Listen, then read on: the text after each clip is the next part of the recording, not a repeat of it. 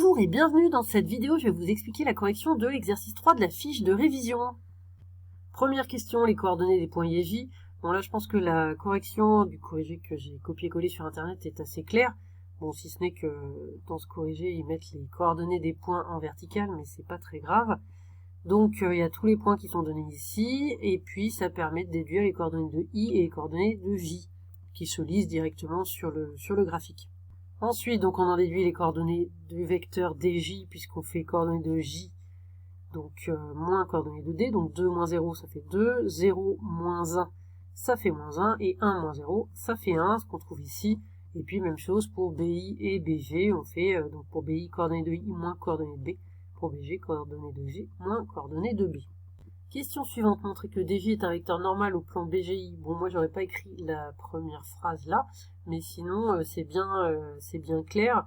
On vérifie que DJ est orthogonal à deux vecteurs non collinéaires du plan.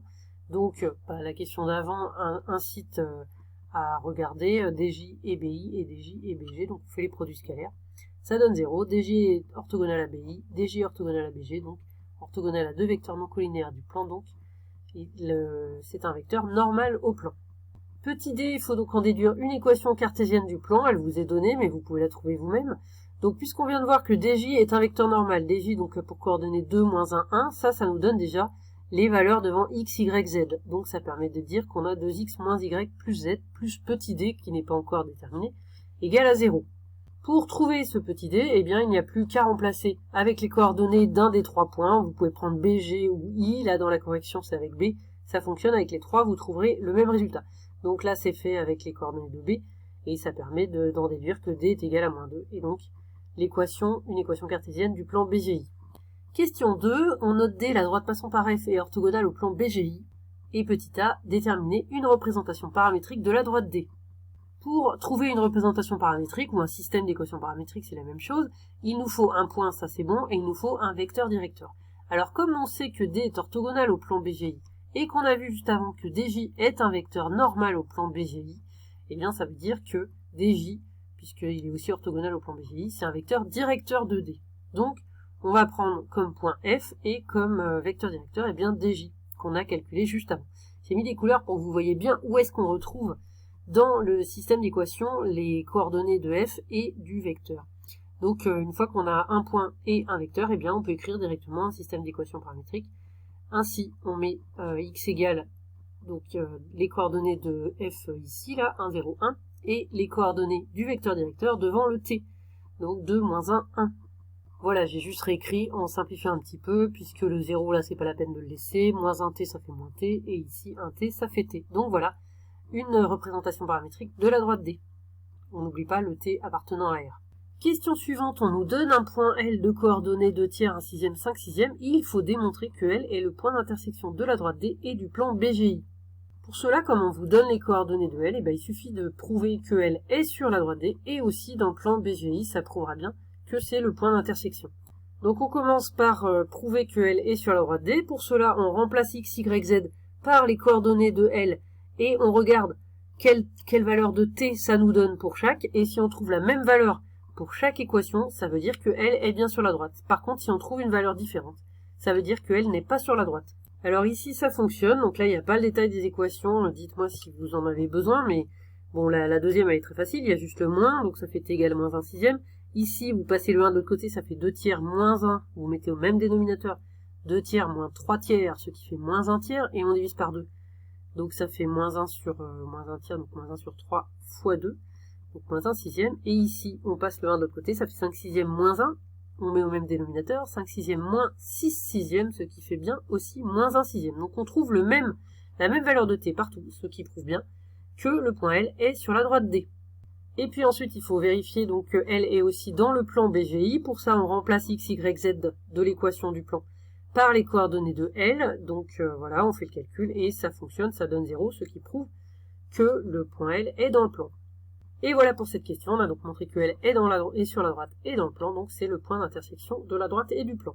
On ne vous demande rien de plus sur L à ce moment-là de l'exercice, mais essayez de prendre un petit peu de recul pour voir à quoi correspond ce point L. En fait, L, donc, il est dans le plan BGI, et il est sur la droite D, qui est la droite qui passe par F et qui est orthogonale au plan BGI.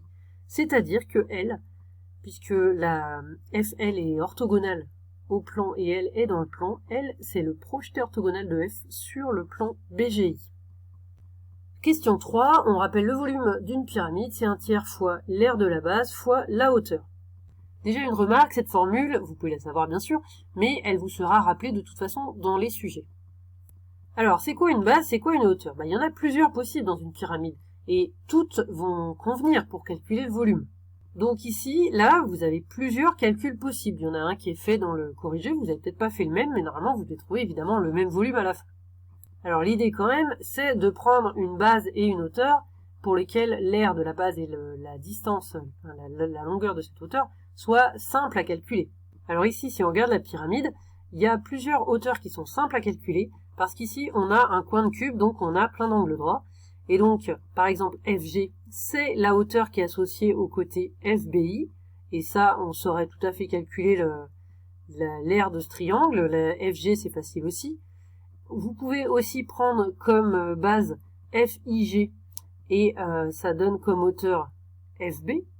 Ça donne la même chose, de toute façon, les triangles, là ça se voit peut-être pas très bien en perspective, mais les triangles sont les mêmes, là, FIB et FIG. Et puis vous pouvez aussi prendre ce côté-là, FGB, ce triangle de cette base, et dans ce cas-là, la hauteur c'est IF. Donc les trois calculs fonctionnent, il y en a un qui est fait dans le corrigé, mais vous pouvez prendre ces trois-là. Par contre, pour la dernière base qui est le triangle BIG, là, c'est plus compliqué parce que déjà l'aire du triangle, c'est pas simple, il y a pas d'angle droit dans ce triangle, donc la hauteur est pas simple du tout. Et puis la hauteur de la pyramide, eh bien, elle n'est pas tracée ici, elle n'est pas très simple. En fait, ça correspond à la distance FL avec le point L qu'on a défini à la question 2.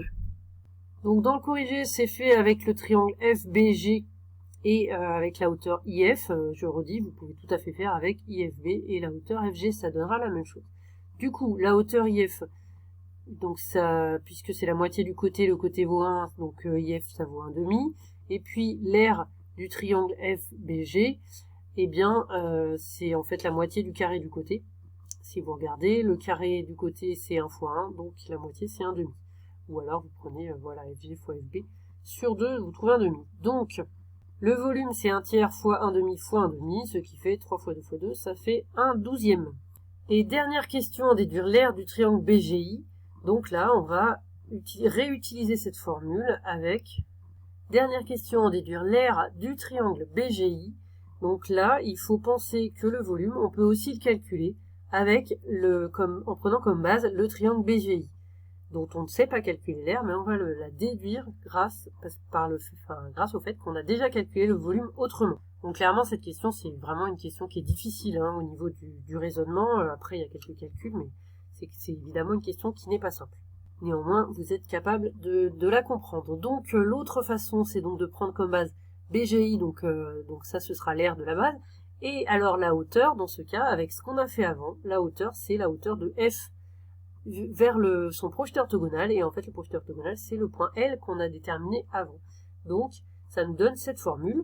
Je rappelle qu'on a trouvé au petit a que V est égal à 1/12, donc ça nous donnera la valeur à gauche. On peut calculer FL avec la formule de la distance, racine carrée on fait XL moins XF au carré, plus YL moins YF au carré, plus ZL moins ZF au carré.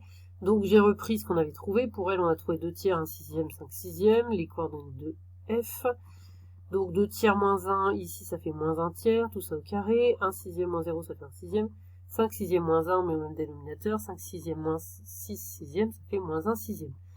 On met tout ça au carré, ça fait les moins s'en vont, donc 1 au carré ça fait 1, 3 au carré ça fait 9, 6 au carré ça fait 36. Et pour finir, on met au même dénominateur sous la racine carrée, donc tout sur 36, il faut faire x4 pour la première fraction, donc 4 sur 36, et là on avait 1 et 1, ça fait 2.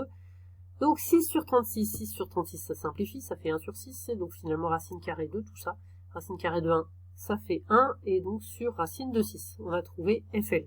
Alors maintenant, on met tout ça dans notre formule ici, donc V on le remplace par 1/12, donc on a égal 1 tiers fois R de BGI, et puis FL, on vient de trouver 1 sur racine de 6. Donc nous, ce qu'on cherche, c'est R de BGI. On va tout passer, on va passer le 1 tiers de l'autre côté, donc ça devient x3. On passe le 1 sur racine de 6 de l'autre côté, ça devient fois racine de 6. Donc voilà, on a ceci. 12, 3 sur 12, ça se simplifie par... Enfin, il reste 4, puisque 12, c'est 3 fois 4. Donc finalement, on obtient R de BGI est égal racine de 6 sur 4.